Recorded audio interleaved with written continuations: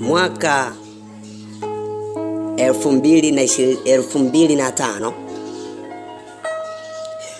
babu yangu aliwahi kunikalisha kikao mimi pamoja na marafiki zangu pamoja na watoto zake. Akasema, wanangu, angalieni jinsi dunia inavyokwenda. Hapa nilipo nina miaka 82, lakini mimi nimeona mengi kuliko nyie ambayo mmeshayaona. Naomba mnisikilize.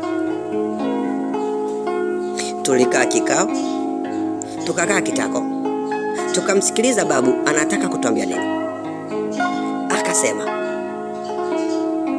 na nukuu maneno yake, wajukuu zangu, binadamu mnaowaona ni sawasawa na barabara au ni sawasawa na njia. Kila mmoja tulibaki tukiwa tumeasama, yani hatuna majibu. Tukamuuliza babu, unatafsiria nini kusema binadamu wako kama barabara au kama njia? Naye akasema,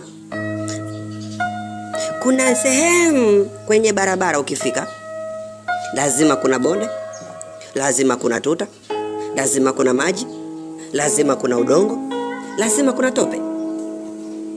Lakini katika vyote hivyo vinavyokutana kwenye barabara, tunavivuka, tunaondoka, tunaendelea na safari. Tukiendelea na safari, tukifika sehemu ambapo kuna tambalale pako vizuri, tunachekea, tunasema asante Mungu, tumefika sehemu ambayo ni nzuri. Bado tukamuuliza babu, sasa kwa nini binadamu afanane na barabara? Akasema, sikia, iko hivi, hata binadamu ndivyo ilivyo hivyo. Kuna siku atakufurahisha, atakuchafua jina lako, ndo lile tope linakuchafua. Hata kama ulikuwa umevaa nguo nzuri, nguo yako haitakuwa na thamani. Akasema, kuna sehemu kuna bonde, na binadamu ndivyo hivyo. Lazima kuna binadamu kikutana naye, lazima atakupitisha kwenye changamoto. Baadaye ukipata mtu wa kukuokoa, ndipo utakapokuja kutoka kwenye ile changamoto, utaendelea na safari. Akarudia tena akasema, unaona yale maji ukitoka kwenye matope, unanawa, ukishanawa, ndipo endelea na safari. Na mtu hivyo ukipita kwenye ukikutana na mtu mwenye changamoto zake, anakuchafua, anakuvuruga, anakupiga, anakuacha, anakuumiza. Lakini unakutana na mtu mwingine, unamwelezea changamoto zako, anakutia moyo. Anavyokutia moyo, ndipo unapopata nguvu ya kuendelea na safari. Kwa hiyo ndivyo ilivyo hata kwa yale maji, ukishanawa na kuwa msafi, unaendelea na safari. Hakuna mtu anayejua kwamba eti wewe ulichafuka. Ndipo mimi kama kijana ambaye nilikuwa naonekanika ni mkubwa, nikahema kidogo, nikamuuliza babu, sasa tutafanyaje ili watu hawa tuweze kuwajua kwamba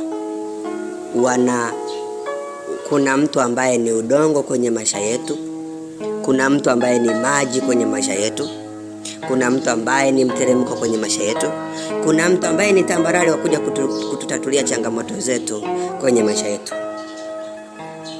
Babu akachukua ile fimbo yake, ilikuwa ni kubwa mithili ya mkono, akaigonga chini mara 2. Akasema, mjukuu wangu, umeuliza vizuri, lakini jinsi ya kuwajua watu kama hao, inakupaswa usikenue meno, usikubali meno yako yakafurahiwa na kila mtu, au usikubali kila mtu akajue changamoto unayopitia. Ifike wakati ujifunze kujitenga, kukaa kivyako, ili Hata kama una changamoto ukae kivyako, hata kama una raha ukae kivyako, hata kama una shida ukae kivyako, ili ikusaidie kujua kwamba ni nani atakaye kufuata kwenye changamoto au ni nani atakaye kufuata kwenye raha. Sasa na wewe ndipo utakapokuja kuangalia atakaye kufuata kwenye changamoto, huyo ndiye wa kweli. Lakini angalia, kuna na atakaye kufuata kwenye changamoto ni ana madhumuni ya kuangamiza zaidi. Nikashtuka. Unasemaje sasa babu, nifanyeje? Akasema kikubwa zaidi katika yote, mtangulize Mungu katika safari za maisha yako. Usikubali ukakaa mbali na Mungu. Kaa karibu na Mungu. Hivyo ndugu zangu, tujitahidi sana kukaa karibu na Mungu, maana Mungu ndiye silaha ya maisha yetu. Amina.